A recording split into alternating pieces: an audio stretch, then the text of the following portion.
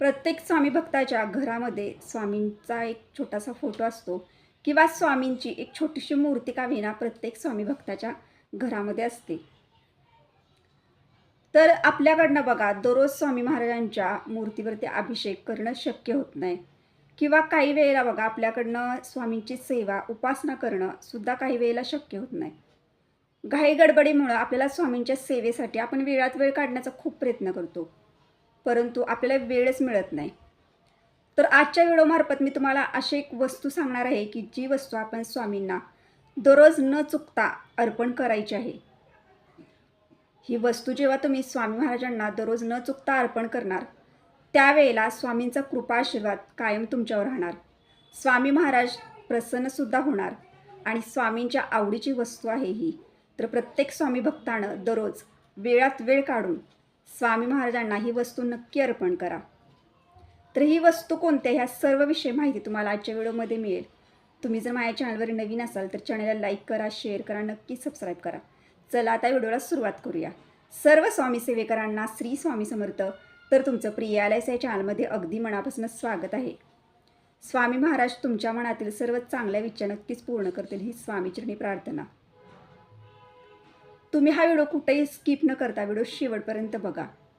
तुम्ही जर माझ्या चॅनलवर नवीन असाल तर चॅनलला एक छोटंसं लाईक करा आणि कमेंटमध्ये श्री स्वामी समर्थ नक्कीच लिहा. भक्त आहोत आणि आपल्याकडनं आपल्या स्वामींची सेवा होणं खूप महत्त्वाचं असतं. आपण स्वामींच्या सेवेसाठी बघा खूप वेळ काढतो, पण काही वेळेला घरातल्या कामामुळं बाहेरच्या जबाबदारीमुळं आपल्याला स्वामींची सेवा करण्यासाठी वेळ मिळत नाही. पण आपल्याला जेवढं शक्य होईल तेवढं आपण आपल्या स्वामींसाठी सेवा ही नक्कीच करत असतो.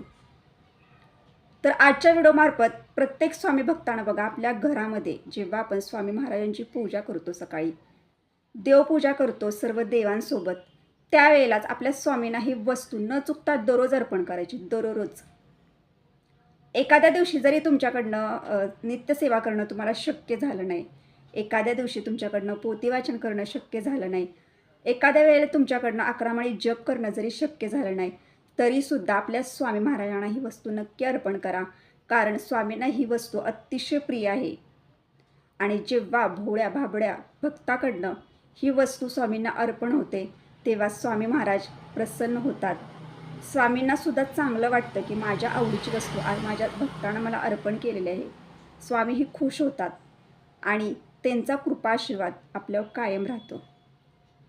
त्यासाठी तुमच्याकडनं कधी घाई गडबडीत सेवा जरी राहिल्या तरीसुद्धा स्वामींची वस्तू स्वामींना अर्पण करा. तर आता बघा आपण जेव्हा सकाळी लवकर उठतो, लवकर उठल्यानंतर महिला असतील त्यांना घरातली कामं असतात, जबाबदाऱ्या असतात. ज्या व्यक्ती बाहेर जॉब करतात, नोकरी करतात, त्यांनाही बाहेरच्या जबाबदाऱ्या असतात, घरातल्या जबाबदाऱ्या असतात.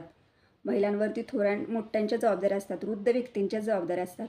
या सर्वातून आपल्याला स्वामी सेवेसाठी एक 5 ते 10 मिनटं मिळणंसुद्धा मुश्किल होतं, म्हणजे मिळतच नाही बघा. खूप आपण प्रयत्न करतो, आपल्या मनामध्ये सुद्धा खूप अशी तळमळ असते की मला स्वामींचे नित्यसेवेतले 3 अध्याय पठण करायचे आहेत, 11 माळी जप करायचं आहे किंवा स्वामी गुरुचरित्रातला 18वा 14वा अध्याय पठण करायचं आहे. असं आपल्याला प्रत्येक दररोज वाटत असतं की माझ्याकडनं थोडी तरी सेवा ही नक्कीच व्हावी. पण काही वेळेला सेवा करणं खूप गरजेचं असतं, पण काही वेळेला सेवा करता येत नाहीत. आपण प्रयत्न खूप करतो की मला सेवा करायची, खूप प्रयत्न करतो. मनातून आपल्याला असं खूप वाटत असतं की मला स्वामींची सेवा करायची आहे, स्वामींचे पोथी वाचन करायचे आहे असं वाटत असतं. पण आपल्याकडनं काही वेळेला प्रयत्न करूनसुद्धा सेवा स्वामींची होत नाही. त्यासाठीच बघा आपण दररोज जरी स्वामींना तुम्ही ही वस्तू जरी अर्पण केली ना तरीसुद्धा स्वामी तुमच्यावर प्रसन्न होतील.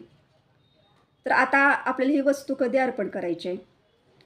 दररोज आपण सकाळी लवकर उठतो, लवकर उठल्यानंतर आपल्या घरातली जी छोटी मोठी कामं असतात ती सर्व करून घ्यायची.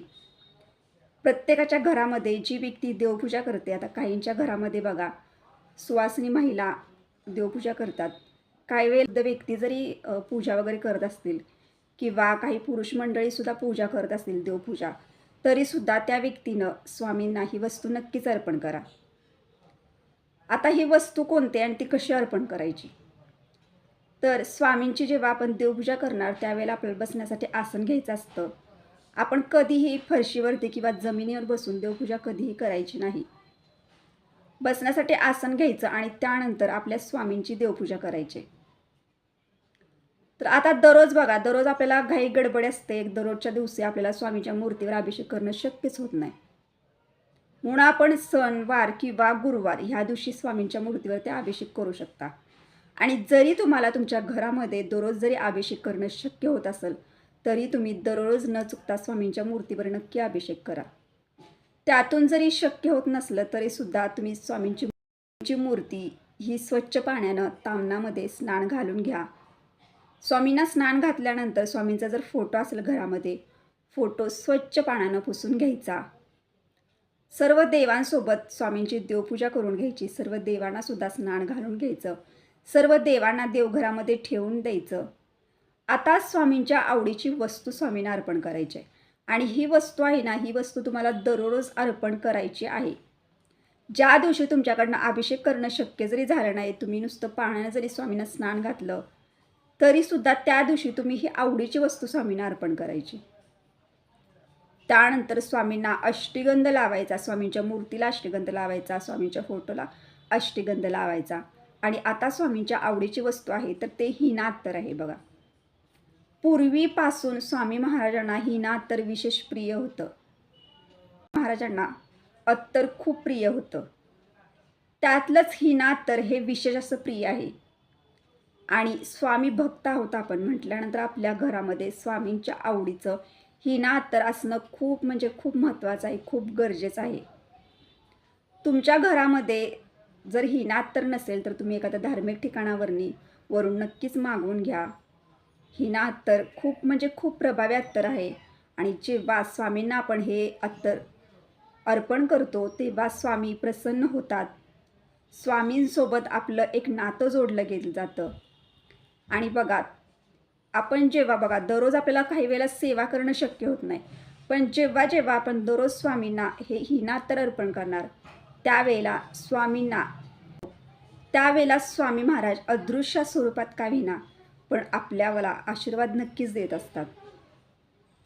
त्यासाठी प्रत्येक स्वामी भक्तांना आपल्या घरामध्ये जे हिना अत्तर असतं बघा, ते हिना अत्तर थोडंसं कापसावरती घ्यायचं आहे आपल्याला. आणि त्या कापसावर घेऊन आपल्याला आपल्या स्वामींच्या मूर्तीला लावायचं आहे. स्वामींचा फोटो असेल तर स्वामींच्या फोटोला तुम्ही अर्पण करा. अगदी महत्त्वाचं म्हणजे अगदी महत्त्वाची वस्तू आहे ही बघा. विशेष प्रिय आहे. तुम्हाला एका वेळेला तुम्हाला फूल नाही स्वामींच्या आवडीचं मिळालं किंवा एखाद्या वेळेला तुम्हाला स्वामींच्या आवडीचा नैवेद्यसुद्धा अर्पण करणं शक्य झालं नाही, तरीसुद्धा तुम्ही स्वामींच्या आवडीची वस्तू म्हणजे हिना अत्तर स्वामींना खूप प्रिय आहे. जेव्हा आपण स्वामींना हिना अत्तर अर्पण करतो त्यावेळेला स्वामींचा आशीर्वाद आपल्याला मिळतो. स्वामींच्या आवडीच्या वस्तू जेव्हा स्वामींना अर्पण करतो तेव्हा स्वामींना चांगलं वाटतं आणि स्वामी आपल्यावर प्रसन्न होतात. आता असं आहे का की स्वामींच्या आवडीच्या वस्तू जर स्वामींना आपण अर्पण केल्या नाही म्हणजे स्वामी आपल्यावर प्रसन्न होणार नाहीत का? तर असं नाही.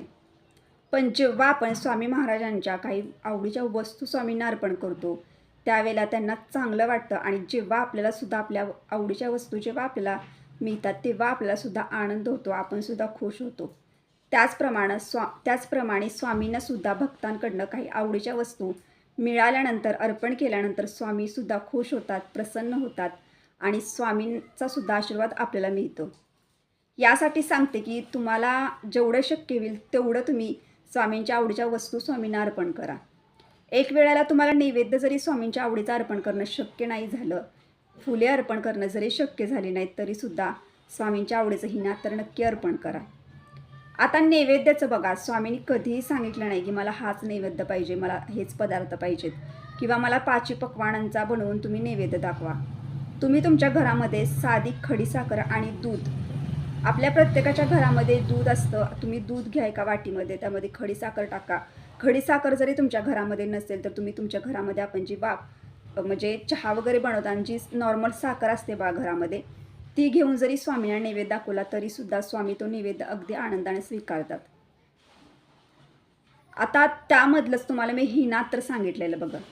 यासाठी सांगते, तुम्हाला बाकीच्या गोष्टी जरी शक्य नाही झाल्या दररोज, पण तुम्ही हिना अत्तर तर न चुकता स्वामींना अर्पण हे नक्कीच करायचं आहे. दररोज प्रत्येक स्वामी भक्तानं आपल्या घरामध्ये नामस्मरण कायम सुरू ठेवायचं.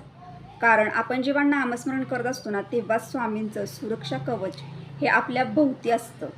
यासाठी आपण जेव्हा पण तुम्ही तुमच्या घरामध्ये जेवण बनवत असाल, कोणत्याही घरामधली कामं करत असाल छोटी मोठी, त्यावेळेला तुम्ही नामस्मरण अखंड करत राहावा. आणि स्वामींना दररोज न चुकता जेव्हा आपण पूजन करतो त्यावेळेला स्वामींच्या आवडीची वस्तू म्हणजेच हिना तर स्वामींना नक्की अर्पण करा. स्वामी महाराज तुम्हाला प्रत्येक संकटातून, प्रत्येक अडचणीतून बाहेर काढतील. जेव्हा तुमच्यावर अडचण येईल तेव्हासुद्धा तुम्हाला त्यातून बाहेर काढतील आणि त्यांचा एक कृपा आशीर्वाद तुमच्यावर, तुमच्या घरावरती, कुटुंबावरती राहील. करणं शक्य झाले, परंतु देवपूजा करत असताना, देवपूजा झाल्यानंतर आपल्या स्वामींच्या मूर्तीला, फोटोला हिना तर नक्की अर्पण करा. तर अशा पद्धतीने मी तुम्हाला आजच्या व्हिडिओमार्फत माहिती दिली की स्वामी महाराजांना आवडीची वस्तू नक्की दररोज अर्पण करा. ती वस्तू कोणती, या सर्व विषयी तुम्हाला माहिती नक्कीच मिळाली. तर तुम्हाला जर हा व्हिडिओ आवडला असेल तर लाईक करा, शेअर करा आणि नक्कीच सबस्क्राईब करा. भेटूया आता नेक्स्ट व्हिडिओमध्ये. पण सर्व स्वामी सेवेकरांना श्री स्वामी समर्थ.